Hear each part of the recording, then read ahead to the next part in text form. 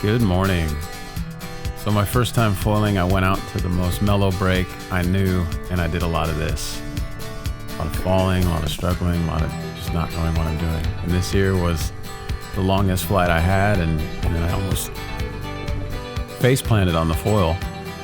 And that was scary. And so I'm like, maybe I need to do what everyone recommends and get some time behind a boat. And still did a lot of falling. And then I'm like, maybe a smaller board, that'll help. And still a lot of falling and struggling and more success. And then I'm like, all right, I'm going to try downwinding.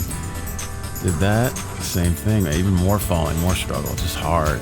And this right here is the only lift I've had trying downwinding.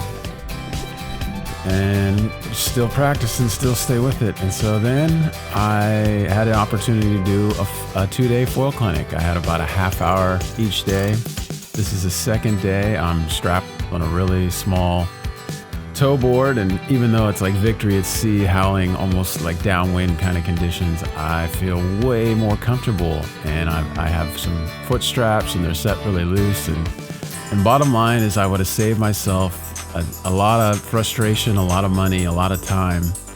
And it would have been cheaper had I just flown to Hawaii and taken a foil clinic or wherever they are in the world and learned from people who knew what they were doing. So if I had to learn foiling all over again, I would start on a board like this. Flat, rectangular, stable, gets in early. And once I switched to a board like this, a relatively small board for me, but yet I'm stable, and I had a lot more success and just felt all around more comfortable out in the water on a shape like this.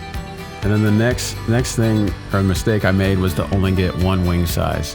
So on these relatively bigger, steeper waves, getting up and over waist high into the chest and shoulder high range, one of the big challenges on a bigger wing is coming completely out of the water. The front wing comes out of the water and then immediately do an elevator drop, and then it's over and almost go over the falls, and it's a struggle not to do a face plant. And so this happens a lot when my understanding is having a wing that has too much lift for the wave. And so if I had it to do over again, I would get multiple wing sizes. I would buy a foil system that had interchangeable wings, so that like I see all these new wings coming out and I'm like, oh man, I wish I had like all 6 of them or how many ever there are, and different wings for different waves and for what I'm trying to do. And like on these bigger waves, it'd be so much more fun to have a smaller wing and have it be easier to make that drop. And then the other flip side is that on these real small gutless days when it's just like almost nothing, I'm like, man, I wonder, if I had that real big wing they have now, like what would that be like? Would it be easier? And then on downwinding, I'm even more excited of like,